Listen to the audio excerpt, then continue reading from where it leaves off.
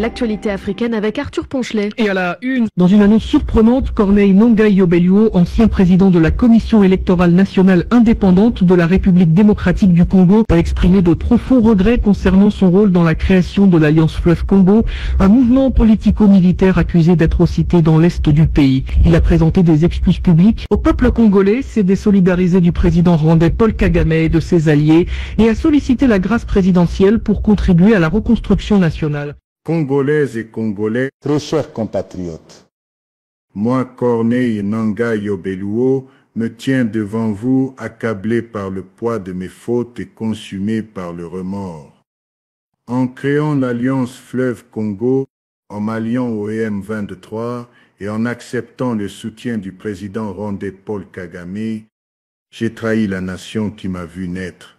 Ce choix funeste a semé la mort et la désolation dans l'est de notre pays, coûtant la vie à d'innombrables innocents. Aujourd'hui, je prends conscience de l'ampleur de ma trahison.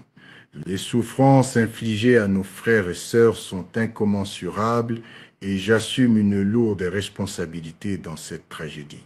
Je me désolidarise totalement du criminel Paul Kagame et de sa bande d'assassins dont les actions ont plongé notre peuple dans le deuil et la douleur. Je demande pardon du plus profond de mon âme à chaque Congolaise et Congolais. Je supplie la communauté nationale et internationale de croire à la sincérité de me repentir.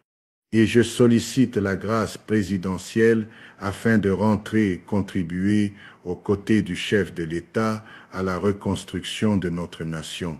Corneille Nangaa, ancien président de la CENI devenu chef rebelle aux côtés du M23, vient d'annoncer son retrait de la rébellion et sa désolidarisation du président rwandais Paul Kagame.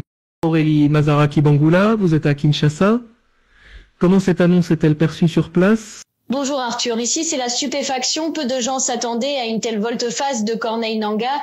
Il y a quelques mois encore, il dirigeait l'Alliance du Fleuve Congo, une coalition politico-militaire alliée au M23 et soutenue par Kigali. Aujourd'hui, il déclare avoir fait une erreur tragique et demande pardon au peuple congolais. C'est une annonce qui suscite autant de scepticisme que d'interrogations. Pourquoi maintenant?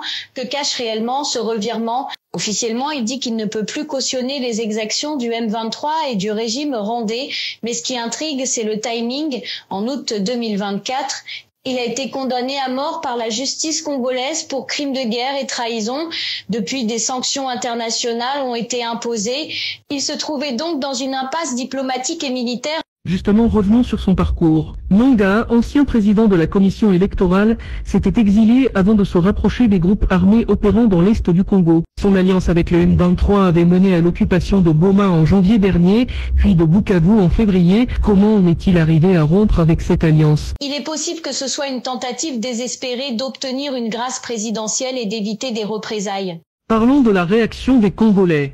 La population peut-elle croire en la sincérité de cet acte? Mais justement, est-ce envisageable? Très honnêtement, c'est partagé. Certains estiment que c'est une manœuvre opportuniste. Beaucoup de Congolais ont perdu des proches à cause des violences orchestrées par son alliance avec le M23. D'autres, notamment dans les cercles diplomatiques, voient cette annonce comme une opportunité pour affaiblir encore plus la rébellion et pousser d'autres chefs de guerre à déposer les armes. Mais la question reste, le président Félix Tshisekedi acceptera-t-il cette demande de grâce? Pour l'instant, le gouvernement reste silencieux. Officiellement, les autorités privilégient la voie militaire et les négociations prévues à Doha le 9 avril. Si Nangaa bénéficie d'un traitement de faveur, cela pourrait susciter de la colère au sein de l'armée et de la population. Mais en coulisses, des discussions pourraient avoir lieu. Il est aussi possible que cette déclaration vise à se positionner comme un médiateur dans ces négociations. Une dernière question, qu'en est-il de la position du Rwanda? Paul Kagame a toujours soutenu le M23. Ce désengagement de Nangaa change-t-il la donne?